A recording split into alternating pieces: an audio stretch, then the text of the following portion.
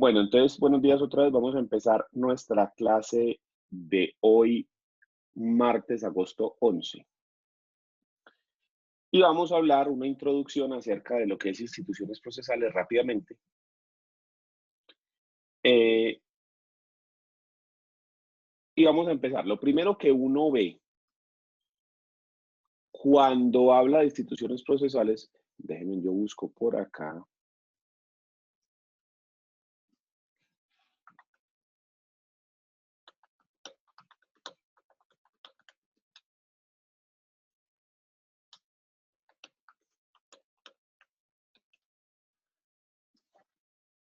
A ver, ¿dónde tengo yo esa diapositiva? Un segundito.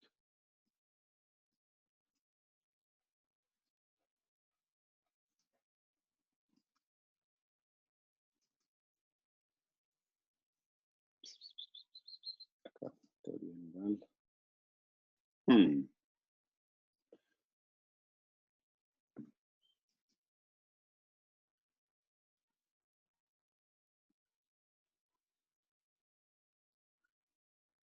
A ver que no encontré la diapositiva, pero aquí tengo un documento con esto. Lo primero que uno ve en instituciones procesales es hacer un estudio de dónde surge el derecho procesal. ¿Qué es eso? Y yo siempre utilizo este cuadrito que están acá, están viendo acá. ¿Qué es este cuadrito? El hombre vive en sociedad, ¿sí? Los hombres somos animales sociables, entonces nos vivimos en sociedad, tribus o familias o pueblos, como usted lo quiera poner. Pero esa vida en sociedad genera conflictos, genera problemas. Para regular esos conflictos y evitar que la gente se mate, entonces se crean unos catálogos de normas, que es la normatividad sustantiva, los catálogos de derechos, donde se dice usted qué puede y qué no puede hacer, donde se dice, por ejemplo, que usted tiene derecho a la propiedad privada o que no tiene derecho a la propiedad privada, que usted tiene derecho a la vida, a la salud, etc. Aquí se hace un catálogo de derechos donde se dice qué es lo que se puede y qué es lo que no se puede hacer en una determinada sociedad. ¿Para qué? Para evitar estos conflictos o para darle solución a estos conflictos. Sin embargo, si usted tiene simplemente normas, eso no resuelve nada.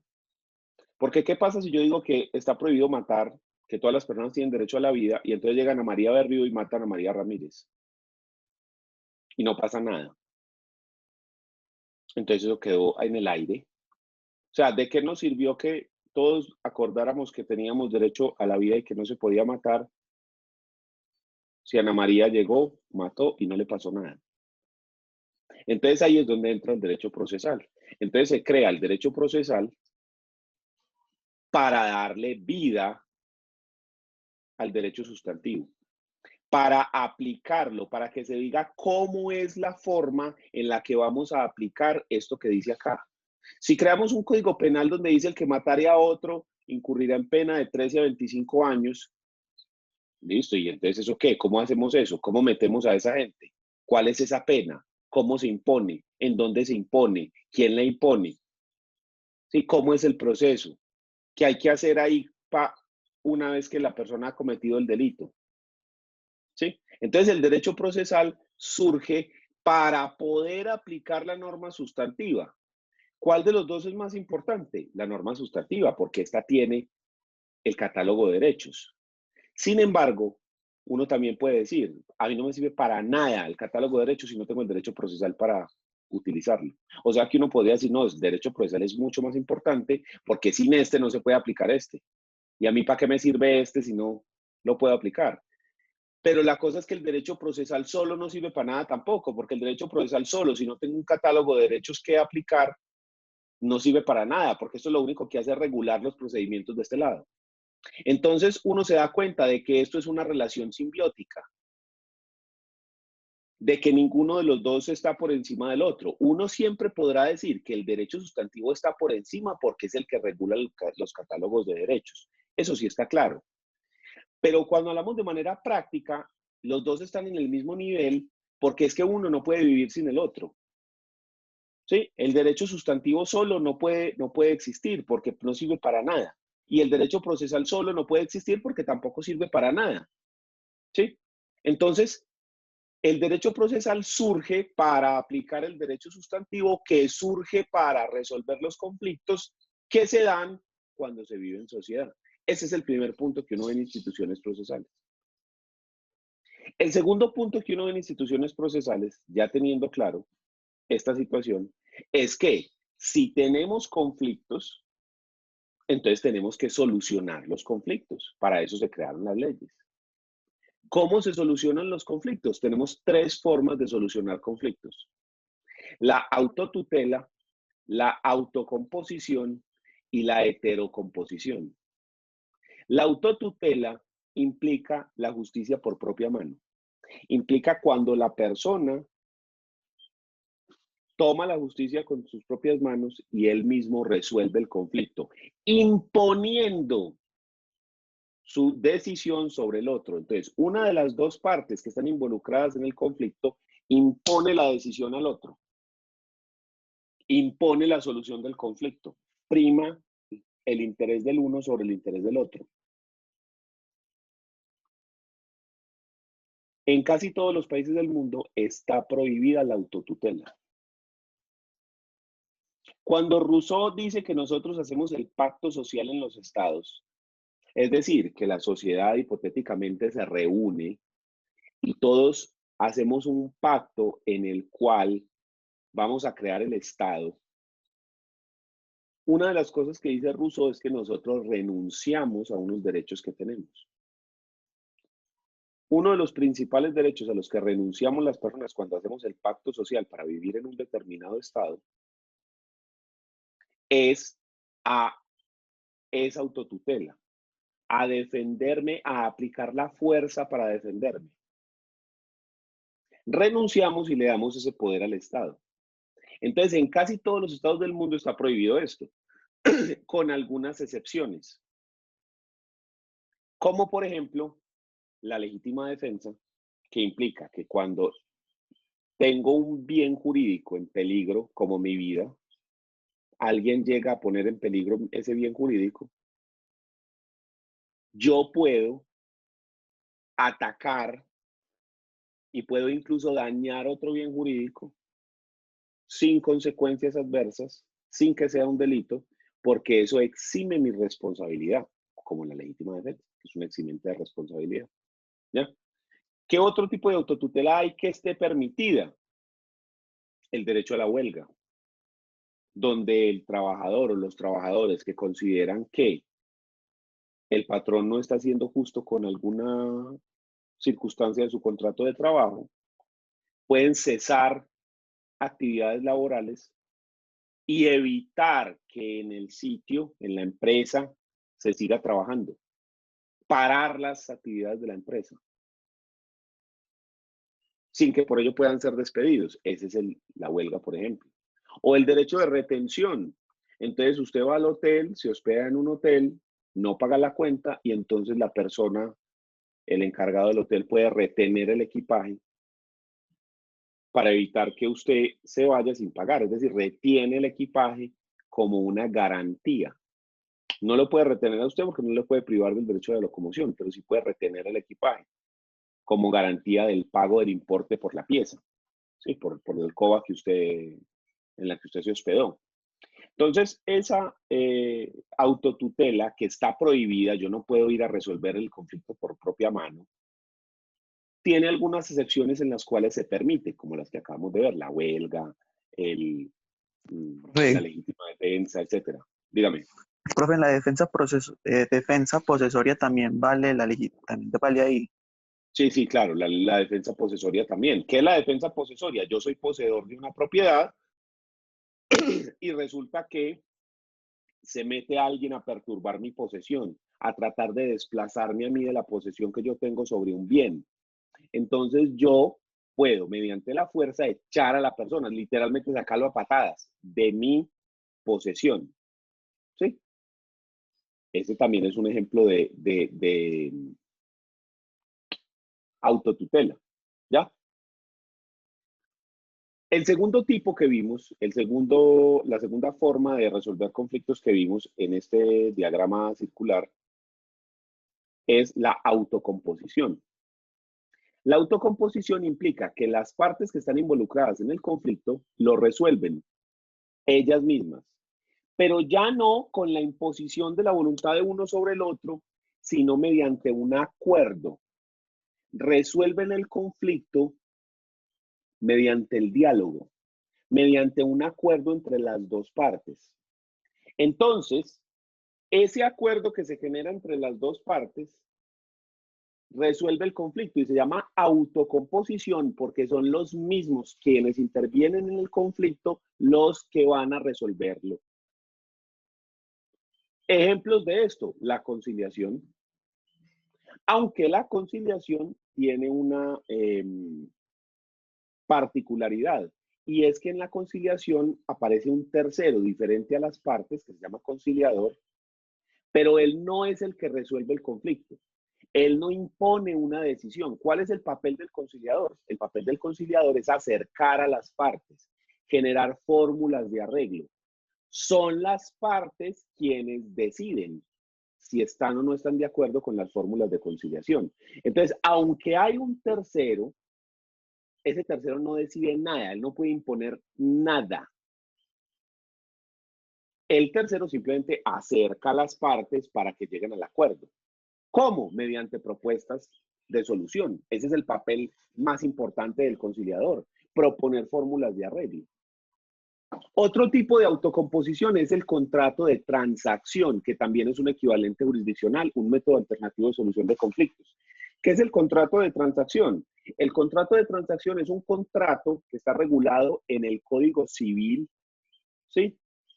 En el artículo 1469, no, 2469, si no estoy mal, en el cual las dos partes se ponen de acuerdo para crear, modificar o extinguir obligaciones con la finalidad de resolver un litigio presente o un litigio futuro. Entonces, Cristian y yo tenemos un problema, ¿sí? De lo que sea. Estamos peleando por una servidumbre, ¿sí? Él tiene una finca, yo tengo otra, y entonces estamos peleando por una servidumbre del predio de él hacia el predio mío, porque él no tiene salida a la carretera, yo sí tengo, entonces él está solicitando que haya una servidumbre de tránsito por mi predio para poder acceder a la casa de él. Entonces, ¿qué hacemos nosotros? Nos sentamos, negociamos, llegamos a un acuerdo y vertemos ese acuerdo al que llegamos en un contrato escrito que se llama contrato de transacción. Y ese contrato resuelve el conflicto entre nosotros. Y ese contrato tiene los mismos efectos que una sentencia, hace tránsito a cosa juzgada y presta mérito ejecutivo. Por eso se le llama equivalente jurisdiccional. A los métodos alternativos se les llama equivalentes jurisdiccionales, porque equivalen a la jurisdicción. ¿En qué equivalen? Que cuando usted va al juzgado, el conflicto se resuelve con la sentencia, y la sentencia tiene dos efectos principales: que hace tránsito a cosa juzgada, es decir, que no se puede revivir de nuevo esa discusión, que una vez ha sido resuelta ya murió ahí. Y segundo, que presta mérito ejecutivo, es decir, que si contiene una obligación clara, expresa y exigible, claro, ¿qué es lo que se debe? ¿Quién le debe a quién? ¿Cómo lo debe? ¿Cuándo lo debe? Expreso, está ahí en el papel. Y exigible, se le dio un plazo para pagarlo. Entonces usted puede solicitar el cobro ejecutivo. ¿Cómo es un cobro ejecutivo? Usted hace una demanda en la cual dice, vea, me deben esta plata, embárguelo, cogen, le embargan, le rematan los bienes y le pagan a usted. En el proceso ejecutivo no hay discusión si el negocio existe, si eso sí es cierto, si no es cierto, nada. Usted simplemente llega y dice, vea, me debe, embárguelo y remate los bienes. Y a menos que la persona pague, le embargan y le rematan los bienes. ¿Ya? Entonces, esa es la clave ahí del mérito ejecutivo, que son procesos súper rápidos para el cobro de obligaciones claras, expresas y exigibles. Entonces, ese contrato de transacción o ese acuerdo conciliatorio del que estábamos hablando son métodos alternativos de solución de conflictos y equivalentes jurisdiccionales, porque esa forma de resolver el conflicto equivale a una sentencia en esos dos efectos que les mostré. ¿Qué otra forma de autocomposición hay? El allanamiento. El allanamiento es un acto procesal mediante el cual una persona, el demandado, acepta de manera expresa lo que el demandante pidió. Yo acepto las pretensiones del demandante. Entonces se acabó el proceso, porque yo acepté. Y el desistimiento, que sería lo contrario, cuando el demandante desiste de su pretensión. Él dice, ¿sabe qué? No, dejemos así, ya. No, yo desisto de eso, ya, ¿para qué? Entonces, tenemos esas 4 figuras para la autocomposición. Allanamiento, desistimiento, conciliación y transacción. ¿Ya? Siendo las 2 primeras, allanamiento y desistimiento, unas formas de solución de conflictos autocompositivas unilaterales. ¿Por qué unilaterales? Porque solo dependen de la voluntad de uno. El allanamiento solo depende de la voluntad de uno y el desistimiento solo depende de la voluntad de uno. El allanamiento del demandado y el desistimiento del demandante. En cambio, la transacción y la conciliación son bilaterales porque depende de la voluntad de los dos. ¿Sí? De la aceptación del acuerdo para que se transforme eso en un acta de conciliación o de la firma del contrato que implica que los dos estuvieron de acuerdo en las cláusulas que están estipuladas en ese contrato de transacción. ¿Listo? Y la tercera forma de solución de conflictos que habíamos visto en ese diagrama circular viene siendo la heterocomposición. La heterocomposición nos trae el elemento diferencial de las otras 2 formas y es la vinculación del tercero, por eso se llama así, hetero, otro, ¿sí? Heterocomposición, donde llega un tercero diferente a las partes del conflicto a resolverlo. Ese tercero es quien resuelve el conflicto. Es decir, que en la heterocomposición las partes renuncian a esa autonomía de resolver ellos el conflicto y se la entregan a ese tercero para que sea el tercero y no ellos quien resuelva ese conflicto. Aquí tenemos el proceso jurisdiccional y tenemos el proceso arbitral. En ambos procesos, jurisdiccional o arbitral, las partes renuncian a la jurisdicción, renuncian a esa autonomía que tienen para resolver el conflicto y acuden ante ese tercero para que el tercero, después de haber escuchado las pruebas, tener en cuenta las leyes y etcétera, resuelva él el conflicto. Y la decisión del árbitro o del juez se impone a la voluntad de las partes. O sea, si las partes no quieran cumplir con lo que dijo el árbitro o el conciliador o el juez, tienen que respetar lo que se dice ahí. Entonces, ese es muy importante, ese método, esa forma de solución de conflictos, porque nos trae ese elemento diferente en el cual las partes renuncian a la autonomía, se la entregan a otro y ese otro obliga al cumplimiento. Ese otro tiene plena autonomía para resolver y obligar a que el conflicto se resuelva de la forma en la que él decidió. Entonces ahí tenemos las 3 formas de solución de conflictos: autotutela, autocomposición y heterocomposición, ¿ya? Estando en este último, como les dije, el proceso arbitral y el proceso jurisdiccional. Muy bien, esa es la primera parte de instituciones procesales que se refiere al tema de la teoría del conflicto. ¿Qué sigue de ahí? De ahí hablamos de el derecho de acción. ¿Qué es el derecho de acción? Es un derecho universal que tienen todas las personas para solicitarle al Estado que intervenga y resuelva un conflicto. Para solicitarle al Estado que mediante un juez intervenga en un conflicto entre 2 personas y lo resuelva. Es decir, que es el derecho a acceder a la justicia. a acceder a la rama jurisdiccional del Estado para la resolución de conflictos. Eso es el derecho de acción. Todas las personas naturales, jurídicas, extranjeros, nacionales, tienen derecho de acción. Todas las personas tienen la posibilidad de solicitarle al Estado que entre a resolver un conflicto. Eso es el derecho de acción en sentido macro. Todos tenemos derecho a acceder a la justicia para la resolución de un conflicto. Sí, eso queda muy lindo. Eso en la Constitución quedaría espectacular. ¿Cómo se hace? ¿Cómo ejerzo yo ese derecho?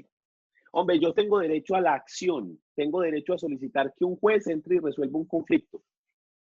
¿Cómo lo hago? Entonces, para ejercer ese derecho de acción, yo tengo que demandar.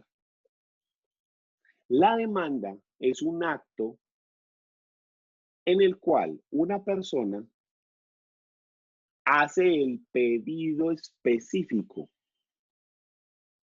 de resolución de un conflicto específico y le da unas pretensiones o solicitudes específicas al juez. El problema es que el derecho de acción es universal. Todas las personas naturales, jurídicas, extranjeros, nacionales pueden demandar, pueden acceder a la justicia. Todas, absolutamente todas. Pero eso impone un problema. Y es que a la hora de hacer la demanda, a la hora de hacer el acto específico mediante el cual usted le solicita al Estado que intervenga mediante un juez para resolver un conflicto específico, eso se puede volver en un problema inmanejable, porque si todo el mundo empieza a demandar a todo el mundo por cualquier cosa, pues simplemente colapsa el sistema. Entonces se le pone un límite. Ese límite se llama legitimación en la causa. ¿Qué es eso? Usted le dice a las personas, todos tienen derecho a demandar, todos tienen derecho a acceder a la justicia, todos tienen derecho a solicitarle al Estado que venga. Pero para demandar en un conflicto específico, para demandar y solicitar algo especial frente a otro, solicitar de otro algo específico, usted tiene que estar legitimado en la causa. Eso significa que usted lo que tiene que tener es un interés legítimo para poder demandar o ser demandado. Yo le pongo un ejemplo. Todas las personas tenemos el derecho a acceder a la justicia. Entonces resulta que a mí no me gusta la esposa de mi papá. Yo puedo solicitar el divorcio. ¿Sí? No, No, Puede. ¿Por qué no? porque no tiene legitimación en la causa, es la esposa de su papá, no la suya. Exactamente. Porque yo no tengo ese interés legítimo. ¿Cuál es el interés legítimo? Que yo no tengo la calidad de cónyuge. ¿Quién puede solicitar el divorcio? Únicamente los cónyuges. Resulta que yo me entero que el papá de Andrés Vélez se murió y que tenía más plata que un putas. ¿Yo puedo abrir la sucesión? No, porque es que el papá de Andrés Vélez no es mío. Yo no soy heredero en esa sucesión. No soy acreedor, no soy legatario. Entonces yo no puedo solicitar que se abra esa sucesión porque es que ese señor no era nada conmigo. No me dejó nada en un testamento. Entonces, ¿qué tengo yo ahí? Nada. Entonces, la legitimación en la causa es como ese filtro que le vamos a poner a la acción para decir, todos pueden acceder a la justicia, pero para hacer un reclamo específico, para solicitar esa intervención específica del Estado, necesitamos que usted tenga un interés legítimo. Y esos intereses van cambiando dependiendo de la clase de conflicto. Por ejemplo, lo que decíamos, para el divorcio se necesita ser cónyuge, para la sucesión se necesita ser heredero, legatario o acreedor, ¿ya? Para un proceso reivindicatorio de bien inmueble tengo que ser el propietario. Y así. Entonces, el derecho de acción es universal y es abstracto. Todos lo tienen. Pero la demanda sí es particular y es especial. Y el núcleo de la demanda es la pretensión, que es la parte donde usted le solicita algo específico al juez, donde usted dice cómo quiere que se resuelva el conflicto. Eso es lo que se llama el petitum o el pedido. La pretensión es el núcleo de la demanda. La pretensión, usted dice, yo quiero 1.000 millones de pesos. Eso es lo que usted le dice al juez. Juez, yo quiero 1.000 millones de pesos. Yo quiero que Andrea Gómez Arbeláez me dé a mí, Daniel López Díaz, 1.000 millones de pesos. Y quiero que usted, señor juez, obligue a Andrea a que me pague los 1.000 millones. Ese es el pedido. Pero la demanda contiene más cosas, además de eso. El núcleo es la pretensión. ¿Qué más contiene? Si yo estoy pidiendo eso, tengo que decir por qué lo estoy pidiendo. Entonces ahí es donde están los hechos. Usted le dice, yo estoy pidiendo 2.000 millones porque es que resulta que hubo un accidente, entonces Andrea me golpeó y entonces y entonces los perjuicios morales y entonces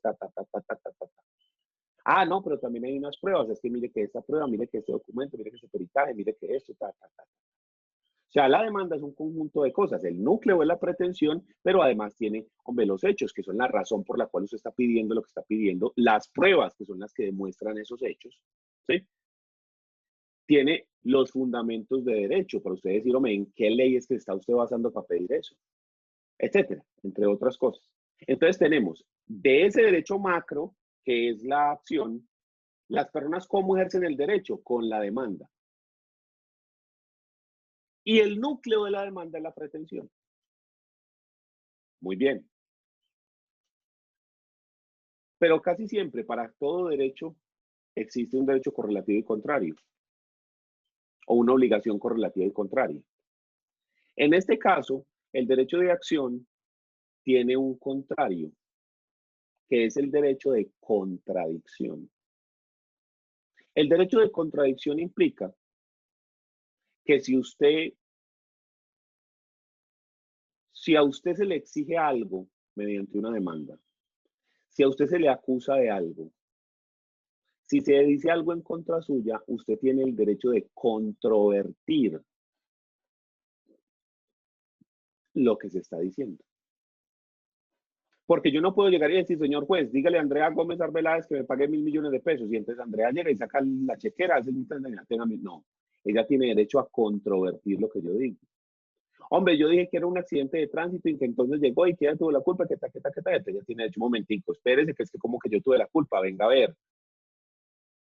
Entonces, el derecho de contradicción implica que todas las personas tienen derecho a controvertir todo lo que se diga en su contra. ¿Cómo se controvierte? Que es el derecho macro y abstracto, de todas las personas tenemos derecho a controvertir. ¿Cómo se controvierte? Mediante la contestación de la demanda.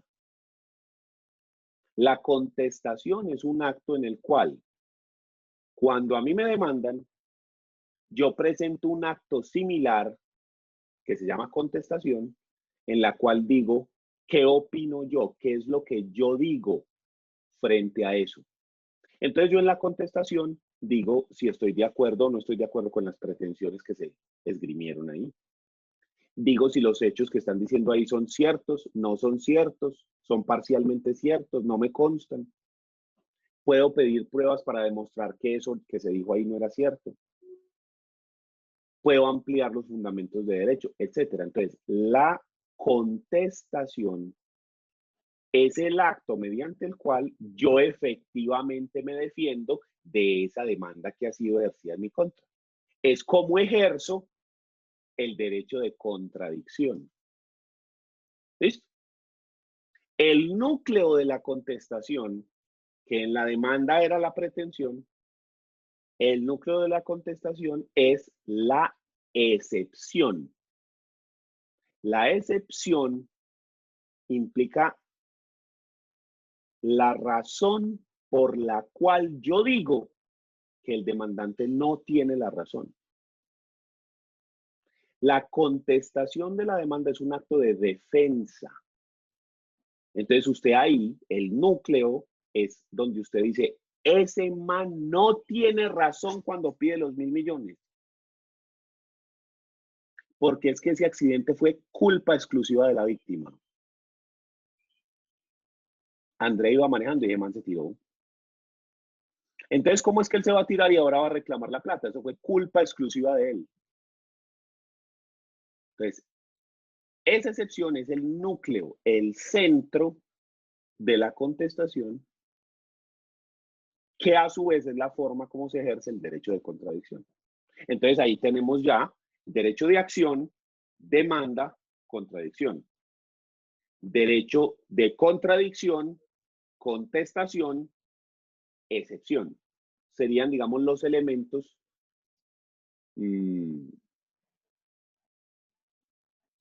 que integran digamos, esa unidad que la llamamos la unidad de la acción. Muy bien. Terminada esa unidad.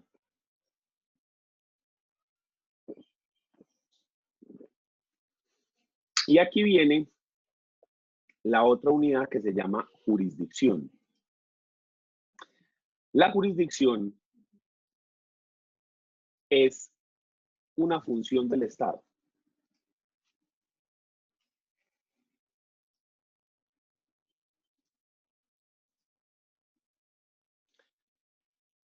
La palabra jurisdicción etimológicamente proviene del latín jurisdictio, que está integrado por los vocablos juris, que significa derecho, y dicere, que quiere decir declarar.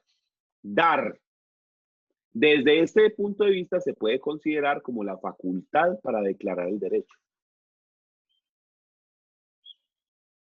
Desde otro punto de vista, nosotros podemos ver de que el Estado tiene tres actividades fundamentales: administrativa, jurisdiccional y legislativa.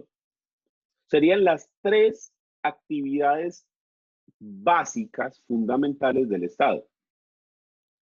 Ejecutiva, es decir, administrar los recursos del Estado para que pueda seguir viviendo, ¿no?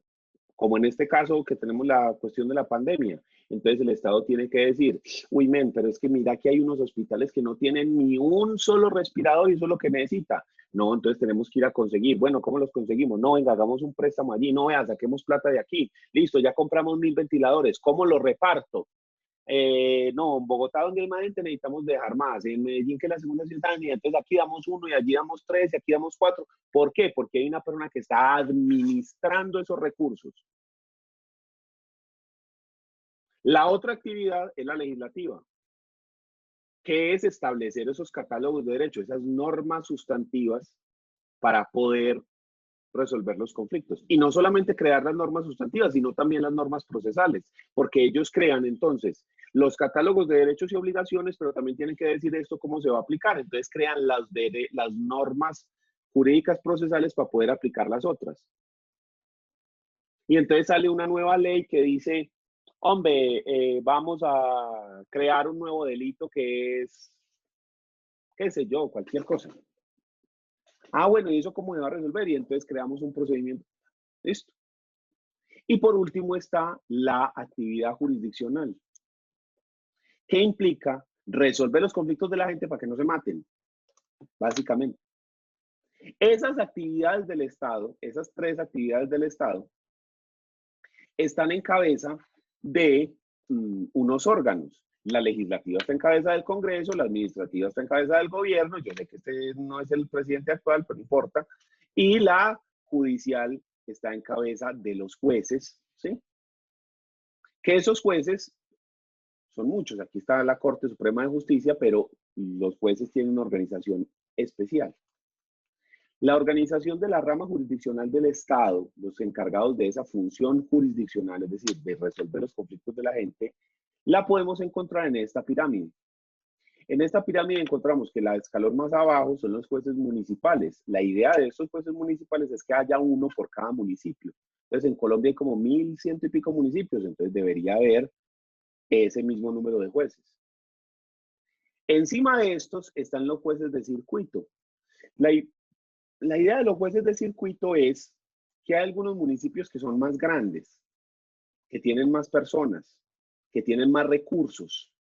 Entonces, en esos municipios importantes, creamos unos circuitos. Y si hay municipios aledaños, pequeños, chiquitos, y no tantos recursos ni tantos habitantes, entonces que estos jueces municipales pertenezcan a estos circuitos. Ejemplo, Envigado tiene un circuito y Sabaneta no lo tiene. Es un municipio más pequeño, con menos habitantes, con menos recursos. Entonces, ¿qué es lo que se hace? Que Sabaneta hace parte del circuito de Envigado. O Itagüí con La Estrella. Lo mismo ocurre ahí. Encima de los jueces de circuito, vamos a encontrar a los tribunales superiores de distrito. Generalmente la idea es que haya un tribunal por cada departamento, pero también por cada capital, porque el 70% de la población de un departamento como Antioquia se concentra en la capital, Medellín y su área metropolitana. Entonces se crea un tribunal para Medellín y su área metropolitana y otro tribunal para Antioquia. Entonces hay Tribunal Superior de Bogotá y Tribunal Superior de Cundinamarca. Y encima de estos están las altas cortes, que nosotros tenemos 5, aquí solo hay 4, pero tenemos 5, que es la Corte Suprema de Justicia, esta que está acá, el Consejo de Estado, la Corte Constitucional y aquí sería el Consejo Superior de la Judicatura. ¿Cuál es la quinta? La JEP. ¿Ya? Entonces nosotros tenemos esas altas cortes que tienen competencia en todo el territorio nacional. Esas cortes conocen de todo lo que ocurre en el territorio. En cambio, los otros conocen, los tribunales, lo que ocurra dentro de su departamento o dentro de su distrito capital, los circuitos dentro de su municipio importante, los municipios pequeños aledaños y los municipales únicamente dentro de su municipio. Entonces, nacional, departamental, local, municipal.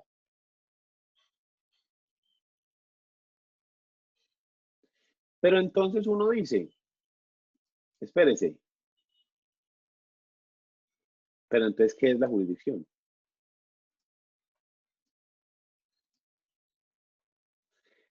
Es la facultad que tiene el Estado para administrar justicia.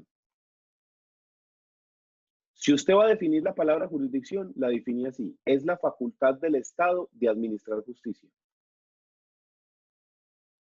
Porque lo habíamos dicho acá, que es una de las actividades del Estado, la jurisdiccional.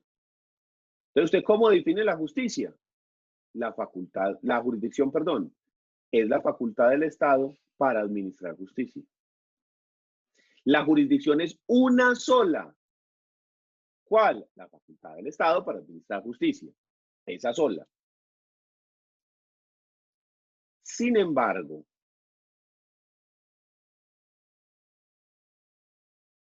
usted escucha cada rato que hay que la jurisdicción penal, que la jurisdicción civil, que la jurisdicción ordinaria, que la contenciosa administrativa. ¿Por qué? Si es una sola la función del Estado de administrar justicia. Por tanto, en estricto sentido, no es susceptible de clasificación o división, es una sola. Sin embargo, para que pueda operar eficazmente, se clasifica o ramifica según la materia o áreas del conocimiento, según el asunto a resolver por el funcionario en civil, laboral, penal, administrativo y de familia, lo cual es una división más por competencia que la concepción errónea de que hay varias jurisdicciones. Entonces, ante la pregunta, ¿existen varias jurisdicciones? Uno puede decir, no, es una sola, la facultad del Estado.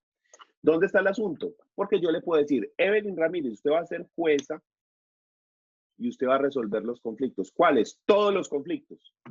La maté. Muerta. Todos los conflictos que puedan tener las personas. Todos. Y le digo, iba a ser de la Corte Suprema de Justicia. O sea, todos los conflictos que pueda tener cualquier persona en todo Colombia. Muerta. Imagínense la cantidad de cosas de diferentes temas que hay. No, es que no alcanza uno a conocer de todos los temas. Entonces, ¿qué es lo que se hace? Que a los funcionarios que van a resolver los conflictos, los que van a tomar las decisiones en los procesos para imponérsela a alguna de las dos partes y para dar por terminado ese conflicto, simplemente no pueden conocer de todo, es que no tienen la capacidad de conocer de todo. Entonces lo que se hace es que se les divide por áreas del conocimiento, entonces los llamamos juez civil. Entonces, ¿qué hace? Ese man va a resolver los jueces de naturaleza, los conflictos, perdón, de naturaleza civil. Ah, que este es juez laboral, entonces va a resolver los conflictos que se basan en un contrato de trabajo. Ah, que este es juez de familia, entonces se va a resolver los conflictos que se dan por los miembros de una familia. Y así sucesivamente. Entonces, al dividir eso por áreas del conocimiento, al funcionario le queda muchísimo más fácil estudiar y especializarse para la resolución de esos conflictos específicos y de esa forma que la solución que él va a imponer, la solución que él va a dar en la sentencia, sea más efectiva. ¿Listo? Entonces, por eso es que se habla de varias jurisdicciones, porque yo lo divido según los áreas de conocimiento que va a resolver un juez en específico. ¿Y esto cómo se divide entonces? De esta manera: jueces civiles, jueces de familia, jueces laborales, jueces penales y los jueces administrativos, que sería la jurisdicción contenciosa administrativa. A estas cuatro que usted está viendo aquí, civil, familia, laboral y penal, estas cuatro en conjunto las vamos a llamar jurisdicción ordinaria. A estas cuatro, civil, familia, laboral y penal. Y a esta la vamos a llamar jurisdicción contencioso administrativa. Pero no solo hay estas, hay otras más. Entonces nosotros tenemos jurisdicción constitucional, la de la Corte Constitucional, que se va a encargar del control constitucional de los proyectos de ley. El control constitucional de las leyes que ya están en vigencia. Y una función legislativa negativa. ¿Cómo así? Que la Corte Constitucional se va a encargar de retirar normas del ordenamiento, de sacarlas, de derogarlas, de declararlas inexequibles si están en contra de la Constitución. Entonces, los del Congreso crean normas, pero si de pronto las crean sin tener en cuenta la Constitución, la Corte las decapita. ¿Sí? Entonces, esa es la jurisdicción constitucional. Aquí se encargan de los conflictos de normas contra la Constitución. Jurisdicción administrativa, que se va a encargar de los conflictos que se generan entre personas y el Estado o funcionarios del Estado. Como por ejemplo nulidad y restablecimiento del derecho. Se da un acto administrativo que genera un perjuicio, entonces usted solicita primero que se anule el acto administrativo y luego que se reparen los perjuicios que se dieron con ese acto. La reparación directa. Entonces, por ejemplo, vieron ayer en las noticias que estaba el incendio ese de Bello y que estaba el helicóptero ese de la policía o del ejército llevando un baldecito así como así cargado, entonces lo meten en agua, lo llevan y luego sueltan el agua en el incendio. Y resulta que estaba pasando el helicóptero y se le cayó el balde ese. Y entonces llega ese balde y cae encima de un carro que había ahí parqueado y lo destrozó. No, no pasó porque cayó pues en un bosquecito, es un ejemplo. Entonces, ¿qué pasa? El dueño del carro puede solicitar: hey, men, ustedes tiraron ese balde, por la razón que sea, reparen el carro. Eso es reparación directa. ¿Sí? O una falla en el servicio. Resulta que el Estado presta servicios y una falla que genera perjuicios. Jurisdicciones especiales. Justicia indígena, penal militar, los equivalentes jurisdiccionales que ya vimos. O la JEP.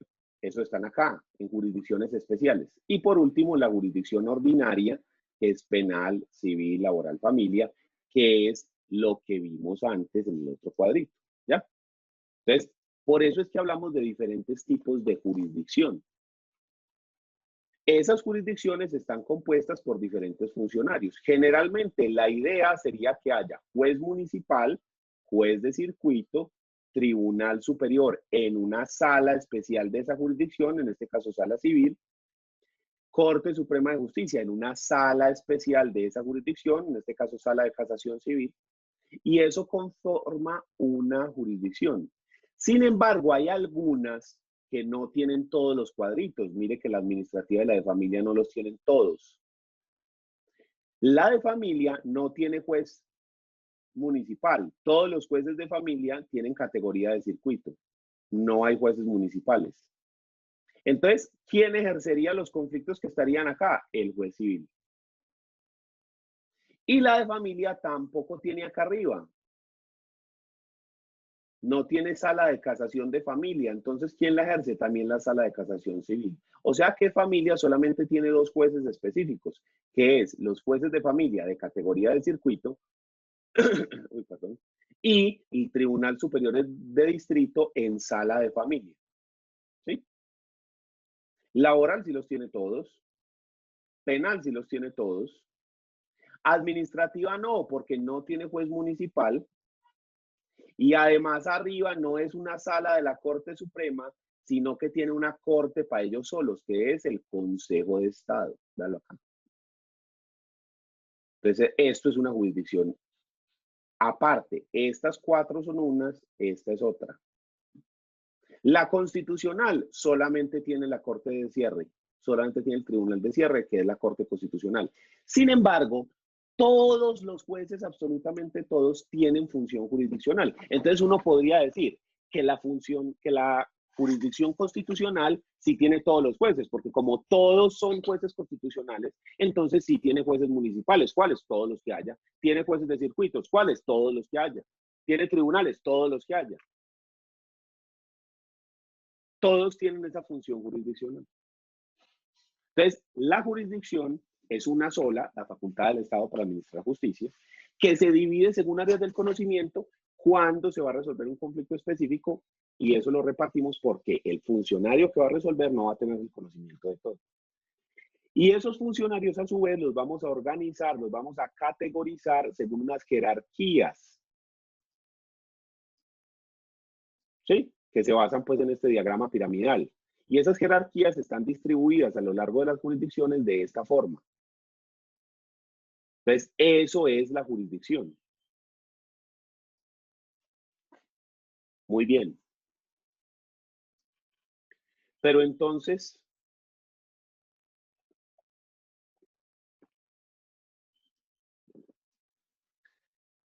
¿cuándo le toca a un juez resolver un conflicto? O sea, cuando el juez dice, ese conflicto me toca a mí.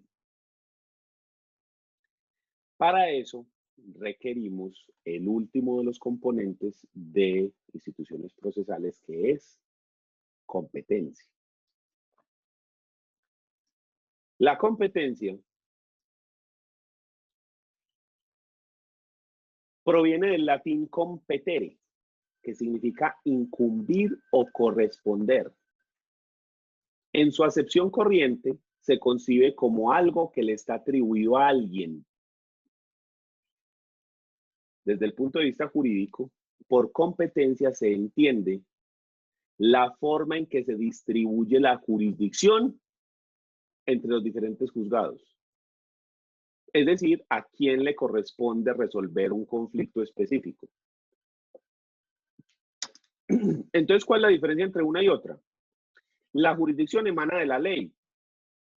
Ningún juez puede ejercer. Si la ley no le ha dicho, usted es juez de la República y usted tiene jurisdicción. Todos, absolutamente todos los jueces tienen jurisdicción. O sea que pueden hacer ¿qué? Resolver conflictos. Pero no todos los jueces son competentes, porque la competencia solamente surge de las partes. ¿Cómo así que de las partes? Cuando yo llego y le digo, señor, resuélvame este conflicto. Cuando yo le digo a Esteban Zapata, que es el juez de familia de Medellín, señor, necesito que me divorcie, vea. Solamente en ese momento él se vuelve competente para conocer mi divorcio. Antes no. Pero él es competente para divorciar personas. Sí, siempre, porque al ser juez de familia, él tiene jurisdicción. Pero es competente para resolver el tema de Daniel, solo si Daniel va y hace la demanda. Entonces la competencia proviene de las partes. En cambio, la jurisdicción proviene de la ley. ¿De cuál ley? La ley estatutaria que dice que los conflictos los pueden resolver los jueces.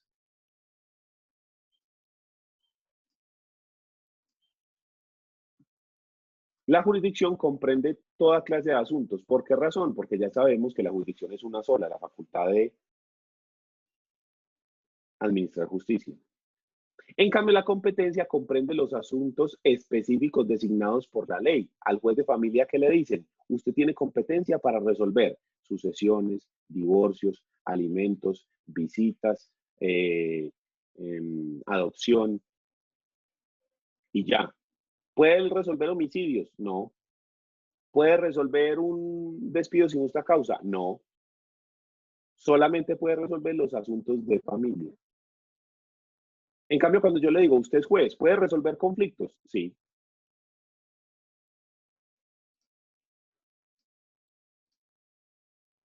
Es una potestad en abstracto, resolver conflictos. Pero la competencia es resolver sobre un caso concreto. Él puede resolver el divorcio de Daniel. Sí. Porque es juez de familia. Si fuera juez penal, no lo podía hacer. No puede haber un juez sin jurisdicción. Todos los jueces tienen jurisdicción. Tienen la facultad para administrar justicia. Si usted no tiene esa facultad, no es juez. En cambio, el juez es sin competencia. Sí, el juez penal no puede resolver mi conflicto de divorcio.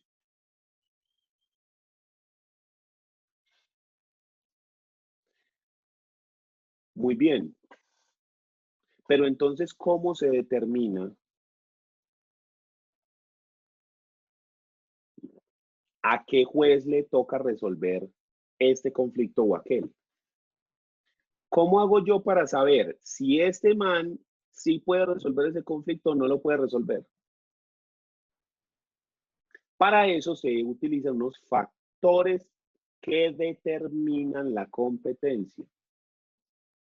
Los factores que determinan la competencia son el factor subjetivo, el factor objetivo, el factor territorial, el factor funcional y el factor de conexidad. Estos factores se deben aplicar en un orden específico. Primero este, último este. Entonces, lo primero que yo voy a hacer en un determinado conflicto es aplicar el factor subjetivo. Véalo acá arriba. En ese factor subjetivo, lo que yo voy a analizar es la calidad de las partes del conflicto. ¿Quiénes son las partes del conflicto? ¿Quién es el demandante y quién es el demandado? Y entonces ahí yo hago el análisis y me salen dos posibilidades, ¿sí? La primera posibilidad implica que las dos partes, que ambas partes son de derecho privado, es decir, que son personas naturales o jurídicas, pero que nada tienen que ver con el Estado. Si las personas son de derecho privado, nada tienen que ver con el Estado, no son funcionarios del Estado, no es el Estado, no es una entidad descentralizada del Estado, nada. Es Pedro contra María o el Éxito contra Carulla. En ese caso, le corresponde a la jurisdicción ordinaria. ¿Quién es la jurisdicción ordinaria? Civil, penal, laboral, familia. ¿Sí? O sea, ahí lo damos en abstracto, grande. Si alguna de las dos partes es de derecho público, es el Estado, una entidad descentralizada del Estado o un representante del Estado que actúa en nombre del Estado, entonces le corresponde a la jurisdicción o contencioso administrativo. Si son partes de derecho privado, le corresponde a la jurisdicción ordinaria. Si son partes de derecho público, así sea uno solo, le corresponde a la contencioso administrativa. Y ahí hay que tener en cuenta que hay empresas de economía mixta, es decir, que tienen recursos del Estado y recursos privados. ¿Cómo hago ahí para saber entonces si lo pongo con la jurisdicción ordinaria o si lo pongo con la contencioso administrativa? Miro el porcentaje de participación del Estado. Si el porcentaje de participación del Estado supera un 50%, entonces le va a corresponder a lo contencioso administrativo. Es una empresa pública. En cambio, si es menos del 50%, es una empresa privada con una participación pequeña del Estado. Un ejemplo de estas economías mixtas sería Ecopetrol. Ecopetrol tiene accionistas. Ustedes han visto que dicen, no, que van a vender acciones de Ecopetrol. Ah, sí, yo tengo un amigo que compró 2 millones de pesos de Ecopetrol. Sí, él es uno de los propietarios de Ecopetrol. Pero el mayor accionista de Ecopetrol, quien tiene más del 50%, es el Estado. Entonces esa es una empresa de economía mixta, pero pública. ¿Ya? Muy bien, entonces yo al aplicar ese primer factor, yo ya sé si me voy para la jurisdicción ordinaria o si me voy para la contencioso administrativa.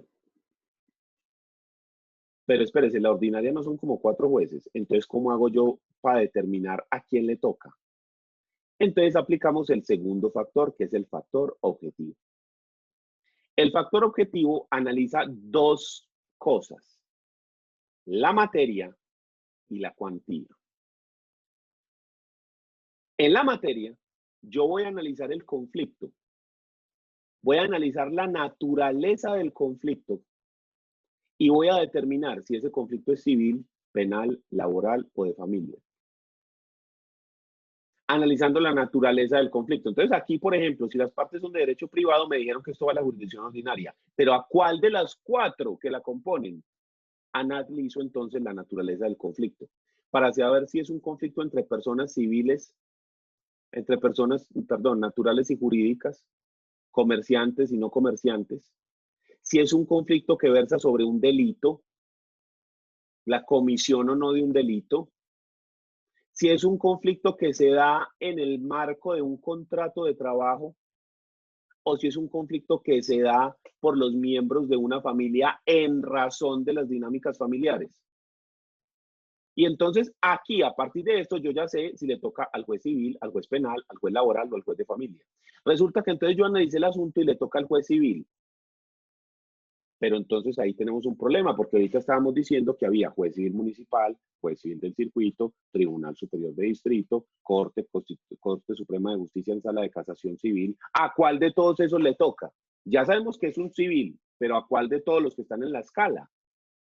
Para eso, analizamos entonces la cuantía, que es la segunda cosa que se va a analizar dentro del factor objetivo.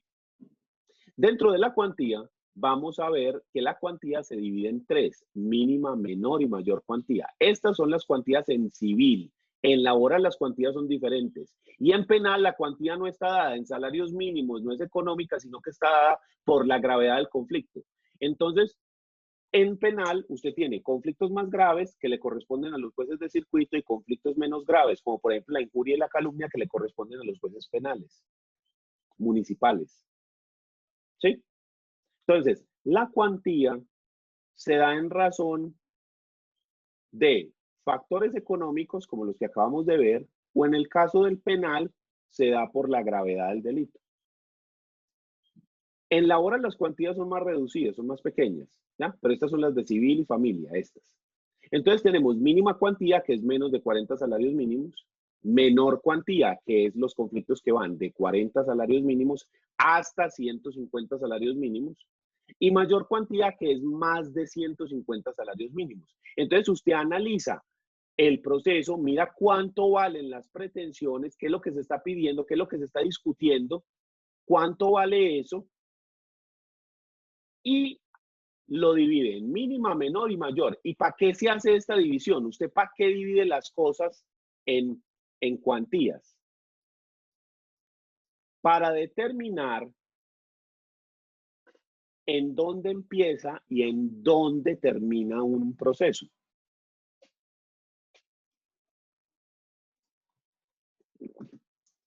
Si es mínima cuantía, es decir, menos de 40 salarios mínimos legales mensuales vigentes, entonces el proceso le corresponde al juez municipal en única instancia. Es decir, que el proceso empieza aquí y termina aquí. No se puede apelar. Nadie más revisa esta decisión. Juez municipal en única instancia. Si es menor cuantía, es decir, que vale más de 40 salarios, pero menos de 150. Entonces ahí el conflicto le corresponde al juez municipal, pero en primera instancia. O sea, este mismo, solo que aquí este man decide y ya, ahí murió el conflicto. No hay otra persona que lo revise. En cambio aquí, él empieza ahí, pero usted puede acudir a una segunda instancia, puede acudir a que sea revisado ese proceso, a que lo vuelva a analizar el juez de circuito en segunda instancia. Y la mayor cuantía, que es cuando los conflictos valen más de 150 salarios mínimos legales mensuales vigentes, implica que el proceso inicia ante el juez de circuito en primera instancia de la Cámara.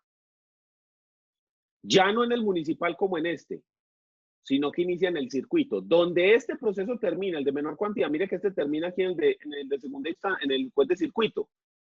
Aquí vas a iniciar la primera instancia en el juez de circuito. Y la segunda pasará al Tribunal Superior de Distrito. Quiere decir esto entonces que en Colombia los procesos solamente pueden iniciar en dos partes. O ante los jueces municipales o ante los jueces de circuito. Ningún proceso va a iniciar en la corte, por ejemplo. Con las excepciones de algunos procesos sobre todo de las personas que tienen fueros especiales, que, por ejemplo, si un político comete un delito o algo, esa persona, su proceso penal inicia directamente en la Corte Suprema de Justicia, si es, por ejemplo, un senador, ¿ya? O un representante de la Cámara. Pero eso es otra cosa, eso es algo especial, pues con un punto ahí específico, ¿cierto? Entonces eso no es lo que nos trata, estamos hablando es más de lo general, ¿ya?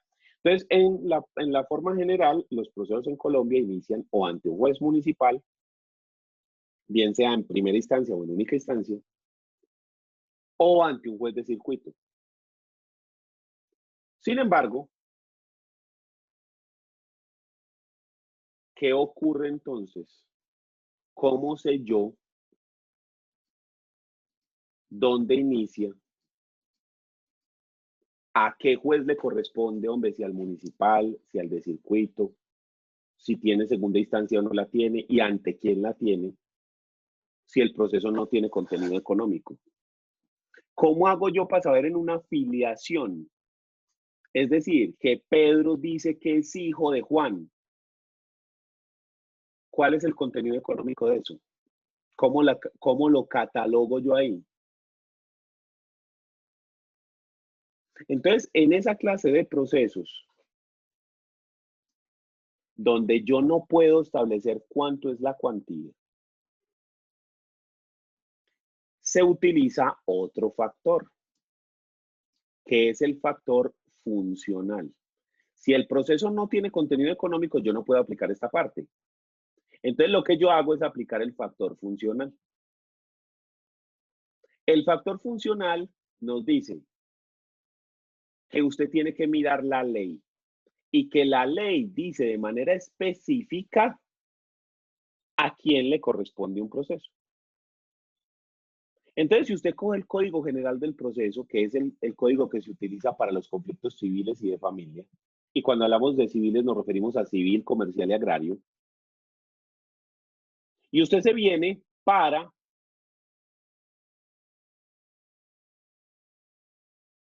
el artículo 15 y siguientes del Código General del Proceso.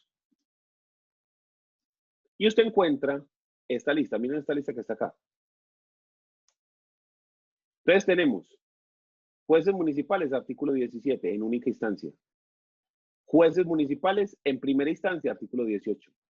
Jueces de circuito en única instancia, artículo 19. Jueces de circuito en primera instancia, artículo 20. Jueces de circuito en segunda instancia, artículo 33. Jueces de familia en única instancia, artículo 21. Jueces de familia en primera instancia, artículo 22. Jueces de familia en segunda instancia, artículo 34. Tribunal Superior de Distrito, Sala Civil, artículo 31.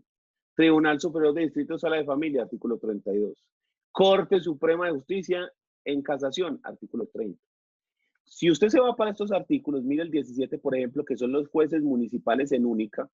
Aquí le dice, los procesos contenciosos de mínima cuantía, que era lo que estábamos viendo de las cuantías, ¿sí? Pero mire que además hay una lista de otros procesos. Los procesos de sucesión de mínima cuantía, la celebración del matrimonio civil, los conflictos que se presenten entre los copropietarios, los casos de que contemplan los artículos del Código de Comercio, los asuntos atribuidos al juez de familia si no hay juez de familia, los asuntos o requerimientos de diligencias que vayan en consideración de la calidad de las partes, en fin. Si usted sigue mirando y mira, por ejemplo, acá, jueces civiles del circuito en única instancia, que no aparece en la lista de competencia, y entonces acá nos dan 3 situaciones, véalas acá, 1, 2, 3, en las cuales el juez de familia es competente para conocer cosas en única instancia. Entonces, el factor funcional lo que hace es que la ley de manera específica dice a qué juez le toca algo y si eso es de primera instancia, de segunda instancia, sí, o de única instancia. O sea que el factor funcional lo que hace es mirar lo que la ley de manera específica ha atribuido a un juez o a otro. ¿A quién le corresponden los matrimonios civiles? ¿Quién realiza el matrimonio? Sí, porque usted en Colombia puede casar ante un ministro religioso de una de las religiones aceptadas por Colombia. Se puede casar ante un notario o se puede casar ante un juez. ¿Ante cuál juez? ¿Ante un juez penal? ¿Ante un juez laboral? ¿Ante un juez de la JEP? No, ante un juez civil municipal. ¿Por qué? Porque la ley de manera específica dice que es el juez civil municipal que le corresponde hacer eso. Eso no tiene cuantía, pero es una disposición directa de la ley. La ley dice a usted al que le toca. ¿Por qué? Porque sí. Entonces, el factor funcional lo que hace es, cuando yo no puedo aplicar la cuantía porque no hay, porque no tiene, como en los casos de divorcio, como en los casos de filiación, como en los casos de adopción, como en los casos de regulación de visitas y custodia. En esos eventos, entonces usted se fija lo que dice la ley de manera específica, a quién le está atribuido ese proceso. Listo, entonces yo hasta este punto, yo ya sé que el proceso le corresponde al juez civil del circuito en primera instancia, después de hacer todo el análisis, que la calidad de las partes, que la entonces yo ya sé que eso le corresponde al juez civil del circuito en primera instancia. Listo, de todos los jueces de Colombia, ¿cuál? O sea, de todos los jueces civiles del circuito que hay en Colombia, ¿a cuál? Es más, aquí en Medellín usted encuentra juez civil del circuito en Medellín, juez civil del circuito en Envigado, juez civil del circuito en Itagüí, juez civil del circuito en Bello. ¿A cuál de todos esos le toca? Al de Bello, al de Itagüí, al de Medellín, al de Envigado. Para usted determinar a cuál de todos esos le toca, entonces usted recurre a el factor territorial. Ese factor territorial distribuye la competencia según unos fueros. Fuero personal, real, hereditario, instrumental y contractual. El fuero personal nos va a decir que en Colombia se debe demandar en el domicilio del demandado. Esa es la regla general. Demandar en el domicilio del demandado.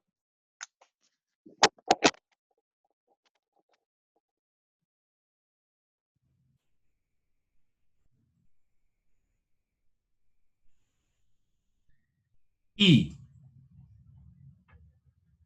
si el conflicto versa sobre un bien inmueble, si la razón del conflicto es un bien inmueble, se aplica el fuero real. Ese fuero real implica que se tiene que demandar en el lugar donde está ubicado el bien. Pero es en los procesos donde el conflicto es un bien inmueble. Ejemplo, divisorio, servidumbres, usufructos, reivindicación, deslinde, En esos procesos donde el conflicto es un bien inmueble, la demanda se debe presentar en el lugar donde está ubicado el bien.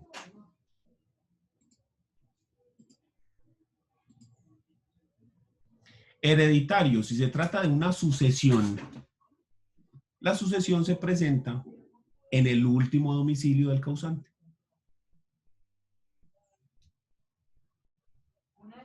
No el lugar donde murió. No el lugar donde otorgó testamento. El último domicilio. Para usted saber qué es domicilio, tiene que retrotraerse hasta personas. Y en personas le dicen a usted que el domicilio es el lugar donde se tiene el ánimo de permanecer o el asiento principal de los negocios. Donde la persona vivía o donde la persona trabajaba. No el lugar donde murió, porque ¿qué pasa si Pedro, que vive en Medellín, trabaja en Envigado, se va de paseo a Cartagena, se mete al mar y se lo come un tiburón? ¿Dónde presenta la sucesión? En Medellín, que era donde vivía, o en Envigado, que era donde trabajaba. No donde murió chisme. ¿Sí? Entonces, el factor territorial, fuero hereditario, el lugar del último domicilio del causante.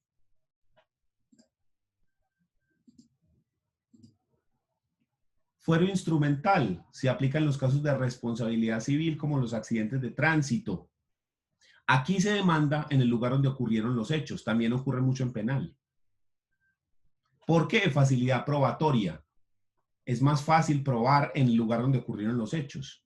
Si hay un accidente de tránsito y usted está diciendo lo que pasa es que el semáforo no se veía, entonces yo no sé si me lo pasé en rojo o en verde, entonces el problema es del Estado, no mío, porque ahí hay un árbol que tapa el semáforo, entonces dice, venga a ver, venga, vamos a mirar el semáforo a ver si es cierto. Pues es más fácil si usted está en el mismo sitio, ¿ya?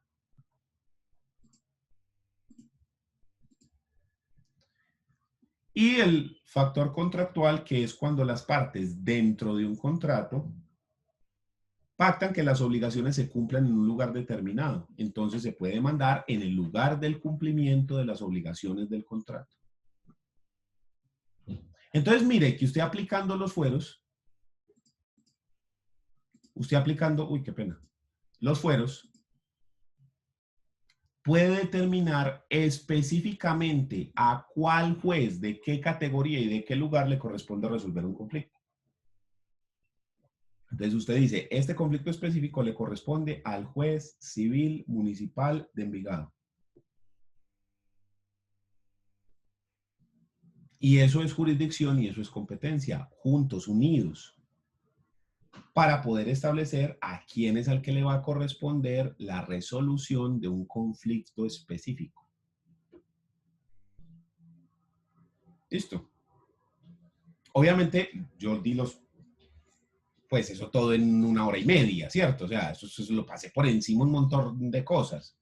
Si usted de pronto quiere saber más información al respecto de todo lo que acabo de explicar, en el canal de YouTube, en los videos de instituciones procesales, tengo explicaciones más grandes sobre cada uno de esos fueros, por ejemplo, sobre que el fuero personal tiene unas excepciones, ahí las explico cuáles son y cómo se aplican, bien en forma cómo es eso del fuero contractual y del fuero instrumental, todo eso lo tengo ahí explicado muy bien en varias sesiones que se hicieron sobre eso el semestre pasado, ¿ya?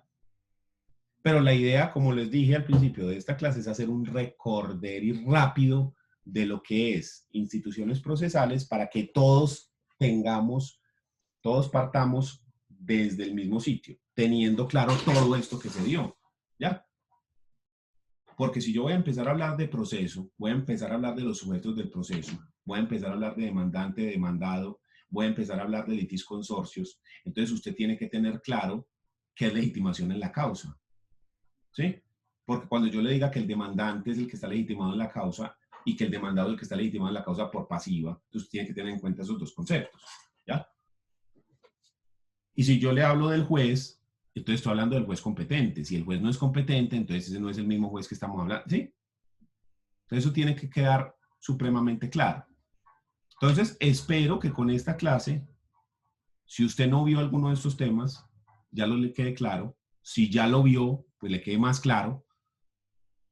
Y ahora sí, a partir de la próxima sesión, ya sí nos metemos con el tema de teoría general del proceso, según la carta descriptiva que nos fue entregada. Todo lo que vimos, lo que les digo, fue así volando y dejando por fuera muchas cosas, lo que se vio o lo que se debió haber visto en instituciones procesales. Todo lo que vimos. ¿Ya? Si quiere más, en el código, en el canal de YouTube, usted las encuentra las otras cosas. Entonces, procedemos ya a dar por finalizada esta sesión, no sin antes dar paso para alguna pregunta que alguien quiera hacer, y finalizada la sesión, se graba y se monta a YouTube, y por ahí en unas 2 o 3 horas usted la puede encontrar ahí en el canal. ¿Listo? ¿Quién tiene alguna duda? Profe, entonces estos temas que usted nos acaba de anunciar fueron los de instituciones procesales. Porque, por ejemplo, a mí me Ismael, no tocó te ver escucho. Dame un segundito. Espérate. Repetime, por favor. que estos temas que nos acabo de enunciar fueron los que usted dio en instituciones procesales el semestre pasado. Sí, señor. Porque, por ejemplo, a mí me tocó ver un tema como los recursos, recurso de apelación, reposición, pues son temas que vamos a ver en teoría general del proceso ese semestre, ¿cierto? Dame un segundo, yo reviso la carta descriptiva. Dame un segundito. Yo le digo si sí o si no. Dame un segundo.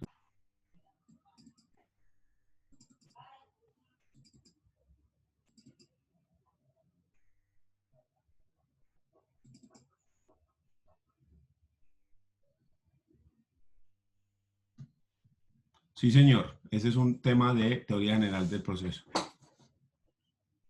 Listo, profe, gracias. O sea que con usted pasó lo que habíamos dicho, que hubo unos temas de la otra materia que se dieron, o sea, que se trocaron. Exacto. Uh-huh.